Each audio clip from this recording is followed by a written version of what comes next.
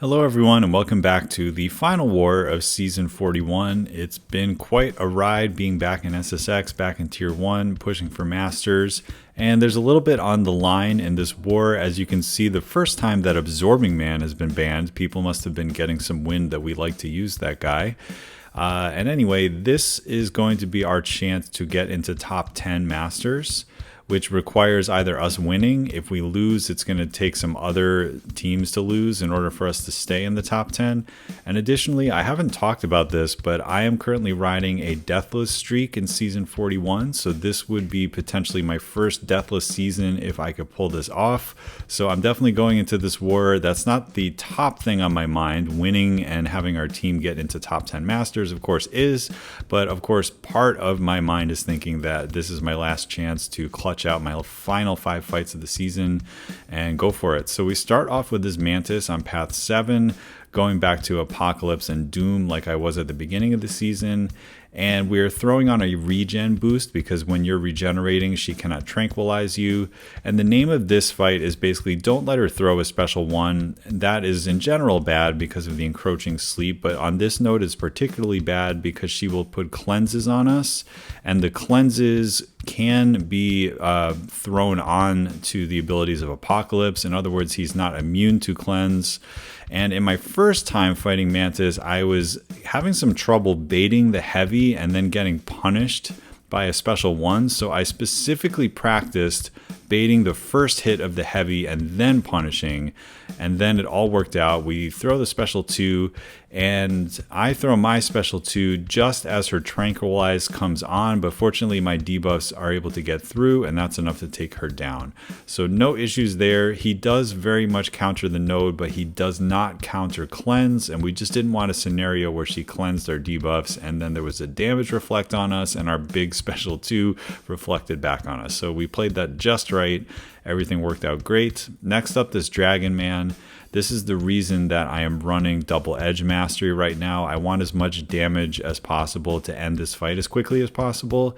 This fight and the Arcus fight on path 7 are not particularly safe for Apocalypse in that he counters the node for sure, but he doesn't really counter the champions.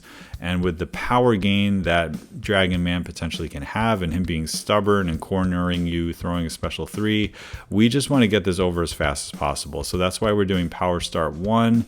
We get rid of the power charge right away. I try to bait a special 1 right about now, which is perfect timing because the blocked hits is putting the ineptitude on us, which also puts the power on cooldown. And we're just hoping that a couple of these crit, because if at least one of them crits, you usually get back to a special 2. We're taking a little bit of degen damage due to the armor break that we put on him off the node, but that's enough to get him down. I do think that, fully boosting 200% mutant and just double edge, not liquid courage, is sort of the perfect formula for Apocalypse if you're trying to nuke, and that's how we do it. So yeah, no shame in doing it that way. We just want to be safe and get the fights down, and it's probably the best counter for that node. Since just about anybody is going to take some degen, you might as well get it over with as fast as possible. Now, this was the final. I do have 5 fights this season, but this fight was sort of the final one that was in my way of the Deathless streak because I was pretty nervous about this fight. Normally, I think we would send Absorbing Man here, but it has Shock and Bleed hazard shift, so I'm only half immune, and it also has Conflictor, and the fact that he is Nullify immune as well as the Flourish buff stack up, it means both his charging toward us power gain as well as the Conflictor power gain, and then just the combat power is going to be going through the roof. So we are just, again, fully boosting Mystic boosts, and I really spent a lot of time practicing his dexes, and I got hit by the first special 1, which that's supposed to be the easy one to bait. And you can just see the power gain is absolutely insane. Look at these flourish buffs. So fortunately, he throws a heavy, and we're able to throw our special 1. So a little bit of luck there. He's unblockable, and I thought I dex, but I apparently missed that dex. Then the buffs expire and we get our special 3. So that was about as ugly of a start as we could ever have. My indestructible is gone, meaning that if we tank a special 3, we're probably going to die. So now we just need to trust in the OP-ness of Doom. We do medium, light, medium, and then a combo with 4 lights and 1 medium. We don't throw the unblockable special 2. Just wait for him to throw that heavy, and we get our second special 2, and that's enough to take him down. I just stopped caring about the hazard shift, and there were a ton of bleeds on me. That's where most of the health loss came from. And yeah, it's as Nerd described it, it's just you're battling the HP race with Nova, and we ended up winning just because Doom is OP. You can see most of the damage was the bleed because I just stopped caring about hazard shift, and I tried to not push him to a special 3. So yeah, that was probably the scariest fight that I had in my way of Deathless, and we were able to get through it. Moving on to this Kingpin, I have taken him with Doom himself before, and it's a very safe counter, but if you have Apocalypse, it's probably even better. Now, I don't go through the motions of putting on Double Edge again, because the next 2 fights I find to be quite safe, even without recoil. We're just going to kind of play them a little bit slower, and just Apocalypse is great even without it. One tip when fighting Kingpin with Apocalypse, one of the issues is that Kingpin's combat power rate goes up and up and up the more debuffs he has on him. And because he's immune to the purification, essentially, or like we're reducing the ability of his purify, the rages are just going to keep building anytime we put debuffs on him. When he would shrug them. So you can see he has 7 debuffs on him right now, so his combat power is really high. And because of that, we are not throwing special 2s. I am only throwing special 1s. And even though that does less damage, it grants him less power, and it becomes more of a battle of like, let's just alternate our special 1s. And there's really nothing fancy about it. He's an easy enough defender, especially when we're turning off the node so that the purifies aren't making him go unblockable, that we just throw special 1s. And I think that was like the 3rd or 4th one, and he's basically down at this point. So yeah, just quick tip when fighting Kingpin, the power gain can definitely get out of hand. And if you try to nuke it, you can accidentally put him to a special 3 and then pay for it. So that's why we just spammed special 1s. And then finally, we're going for this final fight of the season. It's against Kitty Pryde, who, again, just doesn't have a lot of health. And the one way that we lose this fight, of course, is if we accidentally hit into her phase, if we take the incinerates off of a big special 1 into block, if we get an unblockable special 2, things like that. So we just got to watch her prowess. It has make a stand, so I'm planning to do a heavy attack to knock her down before we throw a special 2. But first, I should bait this special 1 because she has 4 prowess, so this will get rid of the phase. You have to block some of it for the prowess to go away.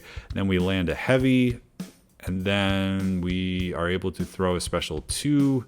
And because of the power back boost, this is going to push us basically to a special 3. It did so much damage.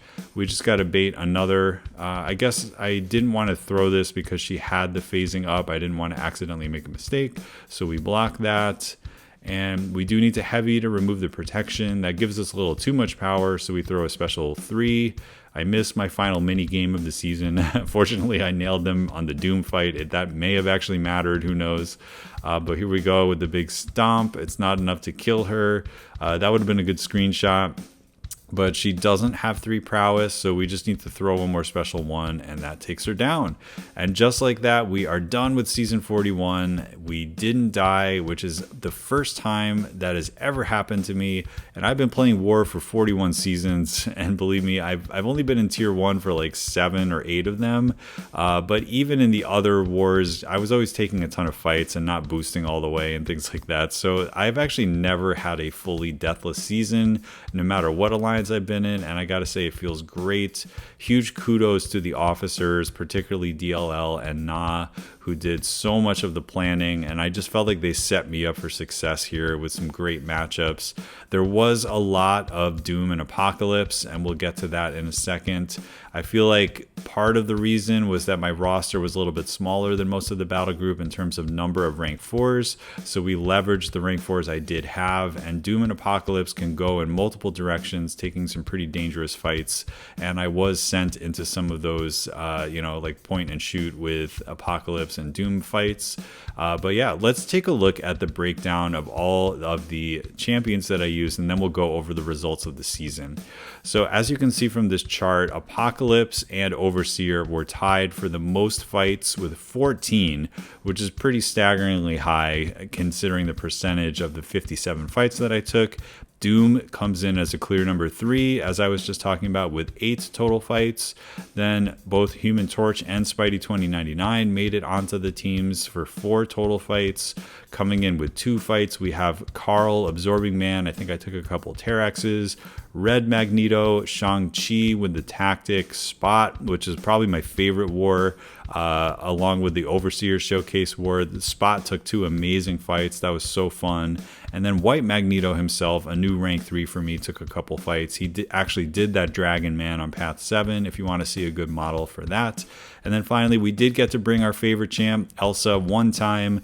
Gallon took down one Penny Parker, and then Warlock took down a Havoc as well. So I really enjoyed this variety of champs that we were able to bring in, even though we did lean on some of them more than others.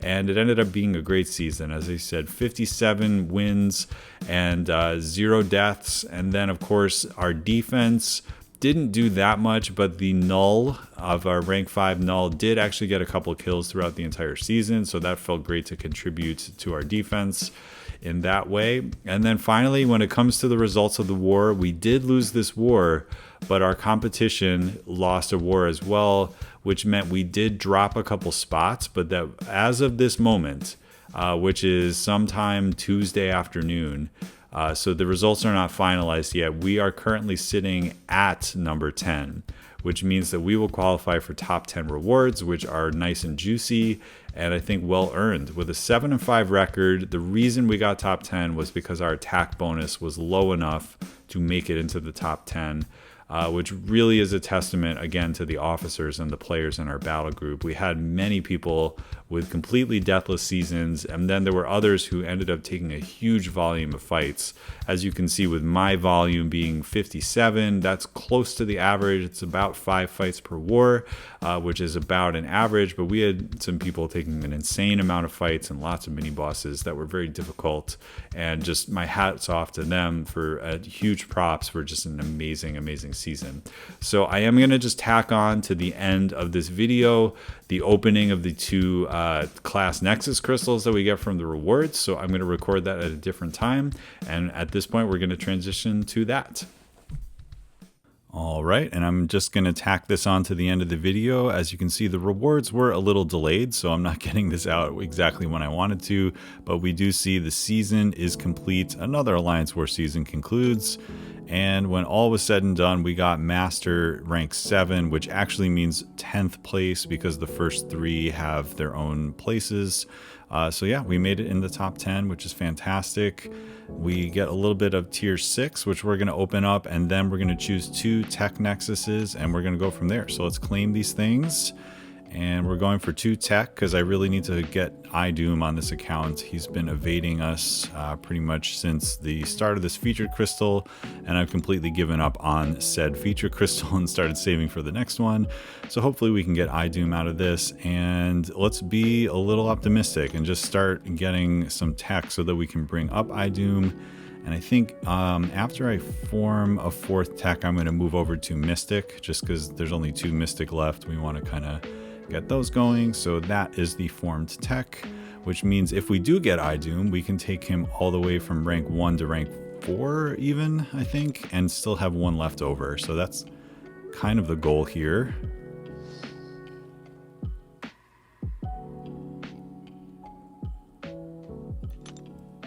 All right, next up, we are going to open up some crystals. Ooh, we're still going. I guess there's more of these, so we'll keep going Mystic. And all right, we got some catalyst formed. Excellent. Next up, we're going to open up the tier 6. Now, skill is my most far along. I've got about 2 crystals, and science, I've almost formed 1. So I would love to form the science, and then I guess I've got a couple random 5% ones from the rewards as well. So we'll start with those. Again, I'd love to form the science, and we're getting close.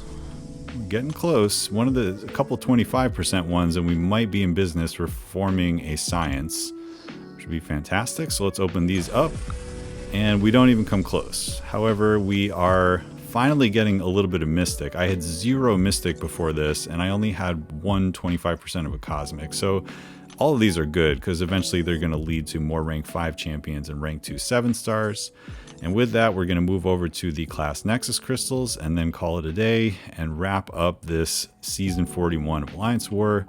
So where are these? Let's see. Here we go. All right, we are going to spin them out and see what happens. Here we go. Idoom is ideal. Penny Parker or Silver Centurion also are champs I don't have. Okay. This looks like I'm taking a new Psycho Man. So, all right, it's a new champion. It could be way worse. We're not going to awaken that Iron Patriot. All right, so we got a new champ, which is great. Added to the collection. We're aiming to get all the 7 stars. Excuse me, all the 6 stars. And he was one that we didn't have. Here we go. Last chance for Idoom before we may have to do something drastic to get him. And let's see who we get. All right, I will gladly awaken Guillotine 2099. She is actually Tactic next season, and mine has been rank 3 unawakened for a pretty long time. Overall, not exactly the result that we wanted for with these tech. However, a new champion and a first-time awakening is better than the worst-case scenario. I'll put it that way. So, yeah, she's Sig 20 now. You get a little bit of combo shield action going on, I believe, and a new Psycho Man. Not the prettiest looking tech champions I've ever seen, but I'll certainly take it. And we still have perhaps a little bit to do in the Bobble banquet as well for Gwenpool, so there may be a chance to get Idoom yet. We'll just have to see. Anyway, thanks for checking out this entire season. It's been a blast. Hope you enjoyed this video, and I'll catch you in the next one.